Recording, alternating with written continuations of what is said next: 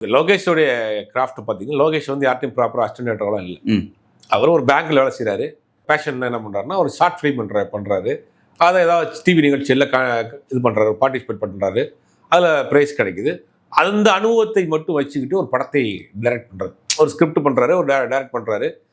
அந்த படம் பார்த்தீங்கன்னா, முதல் படம் மாநகரம், ஓரளவுக்கு பேசப்பட்ட படம். ரெண்டாவது கைதி, அது ஸ்கிரிப்ட் வைஸாகவே நல்லா பேசப்பட்ட படம். இந்த 2 படம் கொடுத்த தைரியத்தில் தான் அவருக்கு மாஸ்டர் படத்தினுடைய வாய்ப்பு கிடைக்குது. மாஸ்டர், அப்புறம் லியோன்னு விஜய் கூட 2 படம் பண்ணுறாரு. அதுக்கு வரிசையாக சில படங்கள் பண்ணுறாரு. லியோ வரைக்கும், அந்த கைதி, மாநகரம் வரைக்கும் ஓகே. லியோவிலேயே ஓரளவுக்கு அவர் மேல் வந்து ஒரு சின்ன குற்றச்சாட்டு இருந்துச்சு. மாஸ்டர்லையும் சின்ன குற்றச்சாட்டு இருந்துச்சு. மாஸ்டர் படத்தை குற்றச்சாட்டை வந்து விஜயே சொல்லியிருந்தார் அந்த படத்தை ஆடியோ லாஞ்சில்.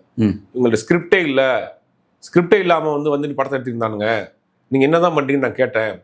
அப்புறம் தான் வந்து எதாக இருந்தாலும் என் பேப்பரில் கூட எழுதி கொடுத்துட்டு நான் பண்ணுவோம் அப்படின்னு சொல்லி நான் கேட்டேன். சொல்லி காமெடியாக மாஸ்டர் படத்தினுடைய இதில் பேசியிருப்பார்.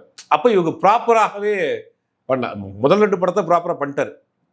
அடுத்தடுத்த படங்கள் ரொம்ப லேசியாக பண்ணியிருக்காரு. லியோலையும் நிறைய செகண்ட் ஹாஃப்லாம் ரொம்ப லேக்காக இருந்துச்சுங்கிற மாதிரி குற்றச்சாட்டு இருந்துச்சு. இப்போ இந்த படத்தை பார்க்குறப்ப, கூலியை பார்க்குறப்ப அதில் ஒரு கதையே ஆர்டர் கிடையாது.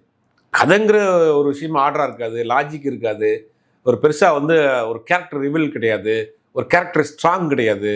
நண்பருக்காக வந்து ரஜினிகாந்த், சத்யராஜ்ங்கிற நண்பருக்காக ரஜினிகாந்த் மிகப்பெரிய ரிஸ்க் எடுக்கிறாரு.